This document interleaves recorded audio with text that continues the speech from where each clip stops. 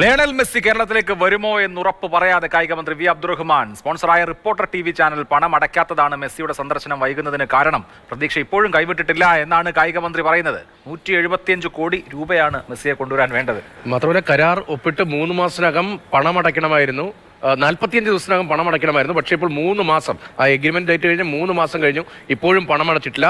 സംസ്ഥാന സർക്കാർ നേരിട്ടാണ് അർജന്റീനിയൻ ഫുട്ബോൾ അസോസിയേഷനുമായി ചർച്ചകൾ നടത്തിയത്. ഇന്ത്യൻ ഫുട്ബോൾ അസോസിയേഷൻ വഴി അതിന്റെ നാണക്കേടും മാനക്കേടുമുണ്ട്. നമ്മൾ ഒരു ഉറപ്പ് ഔദ്യോഗികമായി സർക്കാർ തലത്തിൽ നൽകിയിട്ട് ആ ഉറപ്പ് പാലിക്കപ്പെടാൻ കഴിയാതെ പോകുന്നു, നിയമ നടപടിയിലേക്ക് പോകും എന്ന മുന്നറിയിപ്പോൾ അർജന്റീനിയൻ ഫുട്ബോൾ അസോസിയേഷന്റെ ഭാഗത്ത് ഈ സ്പോൺസർമാർക്കെതിരെ ഉണ്ടാകുന്നുമുണ്ട്. അപ്പോഴാണ് സർക്കാർ കൂടി ഒരു കുടുക്കിലേക്ക് പെട്ടുപോകുന്നത്. തീർച്ചയായിട്ടും സ്വാഭാവികമായിട്ടും കരാർ ഒപ്പുവെച്ച ശേഷം പൈസ കെട്ടിവെച്ചില്ലെങ്കിൽ അവർക്ക് നിയമ നടപടി എടുക്കാൻ സാധിക്കും. ഇവിടെ കായിക മന്ത്രിയാണ് മലയാളികളോട് പറഞ്ഞത് മെസ്സിയെ കൊണ്ടുവരും, അർജന്റീനയുടെ ടീം കേരളത്തിൽ കളിക്കും എന്ന്. അങ്ങനെ വരുന്നില്ലെങ്കിൽ അത് വിശദീകരിക്കാൻ ബാധ്യസ്ഥനായത് കായിക മന്ത്രിയുമാണ്. അദ്ദേഹം ഇങ്ങനെയൊക്കെ പറഞ്ഞ് ഒഴിഞ്ഞു മാറാമോ? ഇപ്പോഴും വരുമോ ഇല്ലയോ എന്നൊക്കെ പറയുന്നുണ്ട്. വരില്ല എന്ന് ഉറപ്പായ സാഹചര്യത്തിലും ആദ്യം അദ്ദേഹം പറഞ്ഞ വാക്കുകൾ കേൾക്കാം. ഇത്രയും വലിയൊരു പണം മുടക്കാൻ സർക്കാരിൻ്റെ കയ്യിൽ നിലവിലുള്ള അവസ്ഥ അനുവദിക്കുന്നു. ഈ ടീമിനെ കൊണ്ടുവരാനുള്ള സ്പോൺസറെ കണ്ടെത്തുകയാണ് ആദ്യം ഗവൺമെൻറ് ചെയ്തത്. 2 കമ്പനികളെയാണ് നമ്മൾ ആദ്യം ഇതിനു വേണ്ടി തയ്യാറാക്കിയത്. അതിൽ ആദ്യത്തെ ടീം അവർ റിസർവ് ബാങ്കിൻ്റെ എലിജിബിലിറ്റി അവർക്കുണ്ടായിട്ടുണ്ട്. രണ്ടാമതായി വന്ന റിപ്പോർട്ടർ ബ്രോഡ്കാസ്റ്റിംഗ് കോർപ്പറേഷൻ അവർ ഈ സ്പോൺസർഷിപ്പ് ഏറ്റെടുക്കാമെന്നുള്ള രീതിയിൽ കത്ത് നൽകി. അതിൻ്റെ അടിസ്ഥാനത്തിൽ കേന്ദ്ര കായിക മന്ത്രാലയത്തിൻ്റെയും റിസർവ് ബാങ്കിൻ്റെയും അനുമതി അവർക്ക് ലഭ്യമായി കൊടുത്തു. അതാണ് ഇതിൽ സർക്കാർ ചെയ്യേണ്ട കാര്യം. അവരുടെ അപേക്ഷ മാനിച്ച് കേരള സർക്കാർ തന്നെ ഇതിനാവശ്യമായ സർക്കാർ ഉത്തരവ് പുറപ്പെടുവിച്ചു. ഇതിൻ്റെ അടിസ്ഥാനത്തിൽ റിപ്പോർട്ടർ ചാനലാണ് ഇതിന് പണമടക്കുക.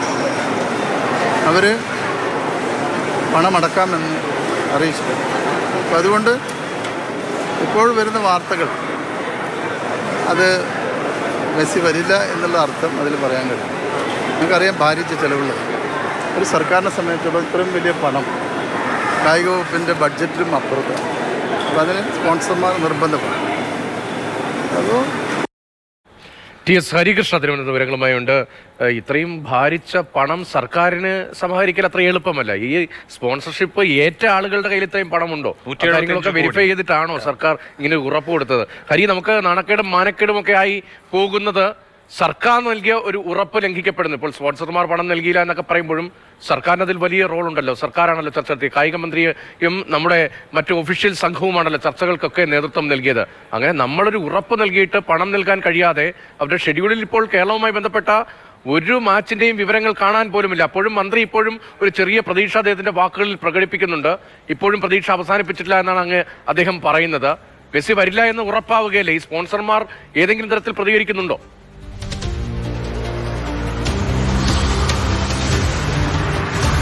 ഈ കായിക വകുപ്പിന് ഇതിന് വലിയ റോളുണ്ട്. രതീഷ് പറഞ്ഞതുപോലെ തന്നെ കായിക വകുപ്പ് ആണ്, സർക്കാരാണ് ജനങ്ങൾക്ക് വാക്കു കൊടുത്തത്. അതായത് കേരളത്തിലെ കായിക പ്രേമികളെ സംബന്ധിച്ച് അത് വലിയൊരു സന്തോഷ വാർത്തയായിരുന്നു. ലയണൽ മെസ്സിയും അർജന്റീനിയൻ ടീമും ഒക്കെ കേരളത്തിൽ വന്ന് പന്ത് തട്ടുന്നു, ഒരു സൗഹൃദ മത്സരം കളിക്കാൻ നമ്മുടെ കേരളത്തിലേക്ക് എത്തുന്നു എന്നുള്ളത് കേരളത്തിലെ കായിക പ്രേമികളെയും ഫുട്ബോൾ ആരാധകരെയും സംബന്ധിച്ചിടത്തോളം വലിയ പ്രതീക്ഷയുള്ള വാക്കുകളാണ്, സന്തോഷമുള്ള വാക്കുകളായിരുന്നു.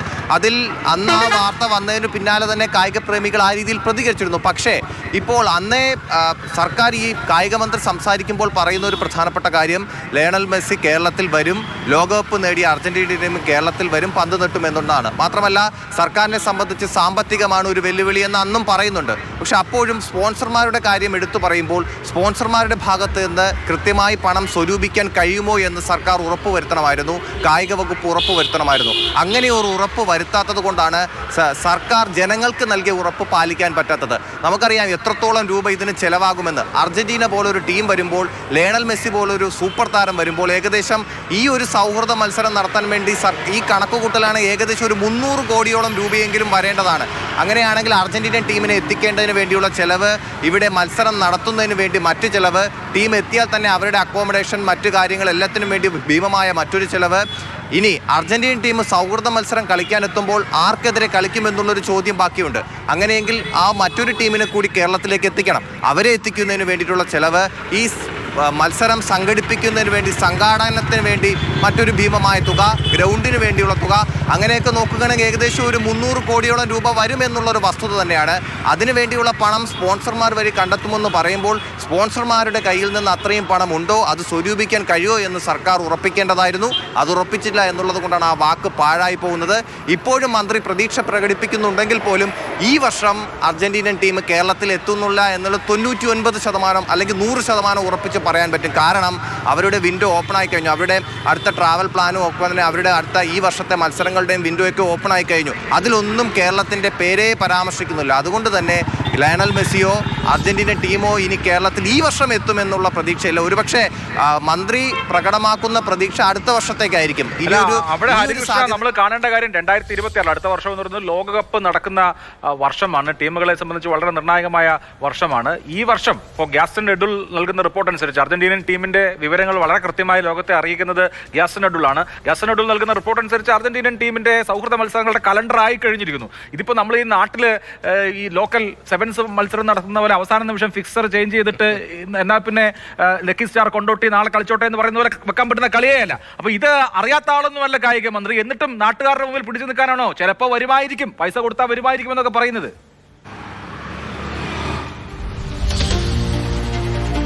അതെ, ഇത് അറിയാത്ത ആളല്ല. മാത്രമല്ല ഈ അർജന്റീന പോലൊരു ടീം, ലയണൽ മെസ്സി പോലൊരു താരം, ആ ഒരു ടീമിനെ കേരളത്തിലേക്ക് എത്തിക്കുമ്പോൾ എന്തുമാത്രം കടമ്പ നമ്മൾ കടക്കണം, അതിനുവേണ്ടി എന്തുമാത്രം സംവിധാനം ഒരുക്കണമെന്ന് അറിയാത്ത ആളല്ല കായിക മന്ത്രി. കായിക മന്ത്രിക്ക് ഇനി അറിഞ്ഞുകൂടെങ്കിൽ തന്നെ അത് പറഞ്ഞു കൊടുക്കാൻ ഒരുപാട് ആളുകൾ അദ്ദേഹത്തിനുണ്ട്. പക്ഷെ എന്നിട്ട് കൂടി അദ്ദേഹം ഇപ്പോഴും എന്ത് അർത്ഥത്തിലാണ് ഉറപ്പിച്ചു പറയുന്നതെന്ന് മനസ്സിലാകുന്നില്ല. ഒരു കാര്യം ഉറപ്പിച്ച് നമുക്ക് പറയാൻ പറ്റും, 2025 എന്തായാലും ലയണൽ മെസ്സിയോ അർജന്റീനൻ ടീമോ കേരളത്തിൽ വരാനുള്ള ഒരു സാധ്യതയുമില്ല. അതിനുള്ള അവരുടെ വിൻഡോ ഓപ്പൺ ആയി കഴിഞ്ഞു, അവരുടെ ട്രാവൽ പ്ലാൻ കഴിഞ്ഞു, ഉറപ്പായി കഴിഞ്ഞു. മാത്രമല്ല മത്സരങ്ങളുടെ കലണ്ടർ എല്ലാം ഫിക്സ് ചെയ്ത് കഴിഞ്ഞു. അതുകൊണ്ട് തന്നെ അർജന്റീനൻ മാധ്യമങ്ങൾ കഴിഞ്ഞ ദിവസങ്ങളിൽ റിപ്പോർട്ട് ചെയ്തതാണ് ഈ അർജന്റീനൻ ടീമിൻ്റെ ഈ ഒരു വർഷത്തെ മത്സരങ്ങൾ എങ്ങനെയാണ്, സൗഹൃദ മത്സരങ്ങൾ എങ്ങനെയാണ് എന്നുള്ള കാര്യങ്ങൾ. അപ്പോൾ സ്വാഭാവികമായിട്ടും ഈ വർഷം എന്തായാലും ടീമിന് വരാൻ കഴിയില്ല. ഇനി ആരെങ്കിലും സംരക്ഷിക്കാൻ വേണ്ടിയിട്ടാണോ വീണ്ടും ഈ പ്രതീക്ഷ പ്രകടിപ്പിക്കുന്നത് എന്നുള്ളൊരു ചോദ്യം ബാക്കിയാവുകയാണ്. കാരണം സ്പോൺസർമാർ ഈ കരാറ് അർജന്റീനൻ AFI-യുമായിട്ട് കരാർ ഒപ്പിട്ടതാണ്. അപ്പോൾ സ്വാഭാവികമായിട്ടും നമുക്ക് മനസ്സിലാക്കാൻ സാധിക്കുന്നത് 3 മാസം മുന്നേ തന്നെ ഈ പണം, ഇതിൻ്റെ ഒരു ചെറിയൊരു എമൗണ്ട് എങ്കിലും ഈ അടയ്ക്കേണ്ടതായിരുന്നു എന്നാണ് അറിയാൻ സാധിക്കുന്നത്. അതും വലിയൊരു തുകയാണ്. പക്ഷെ അതുപോലും അടയ്ക്കാത്തത് കൊണ്ടാണ് ഇപ്പോൾ ടീം കേരളത്തിലേക്ക് എത്തില്ല എന്നുള്ളൊരു അറിയിപ്പ് കായിക മന്ത്രി 175 കോടിയാണ് നമ്മൾ ഇതിന് ചെലവ് വരുമെന്ന് പ്രതീക്ഷിക്കുന്നത്. അതിലൊരു 60 കോടിയെങ്കിലും ഈ സമയപരിധിക്കുള്ളിൽ അടയ്ക്കണമായിരുന്നു. അത് അടയ്ക്കാതെ വന്നപ്പോഴാണ്, വീണ്ടും 3 മാസത്തോളം നീണ്ടുപോയപ്പോഴാണ് അർജന്റീനിയൻ ഫുട്ബോൾ അസോസിയേഷൻ തന്നെ മുന്നറിയിപ്പ് നൽകുന്ന ഈ സ്പോൺസർമാർക്ക് ഞങ്ങൾ നിയമ നടപടിയിലേക്ക് പോകുമെന്ന് അങ്ങനെ ഒരു പ്രതിനിധിയോടുകൂടി ചെയ്തിരുന്നെങ്കിൽ മെസ്സിയും സംഘവും കേരളത്തിൽ ഇപ്പോൾ അവരുടെ കലണ്ടർ അനുസരിച്ച് അങ്കോളയിൽ കളിക്കുന്നുണ്ട്. അങ്കോളയ്ക്കെതിരെ ആഫ്രിക്കയിലേക്ക് മെസ്സിയും സംഘവും ട്രാവൽ ചെയ്യുന്നുണ്ട്. പിന്നെ ഖത്തറിലാണ് United States, Argentina versus United States ഖത്തറിൽ നടക്കും. അങ്കോള വേഴ്സസ് അർജന്റീന ആഫ്രിക്കയിൽ നടക്കും. അതാണ് അർജന്റീനയുടെ ഈ മെസ്സി കേരളത്തിലേക്ക് വരുമെന്ന് പറയുന്ന ആ ടൈം ഷെഡ്യൂളിൽ ഉള്ള 2 സൗഹൃദ മത്സരങ്ങൾ. ഒക്ടോബർ, നവംബർ മാസങ്ങൾ, അതാണ് നമ്മൾ പ്രതീക്ഷിച്ചിരുന്നത്. അതെ അതെ.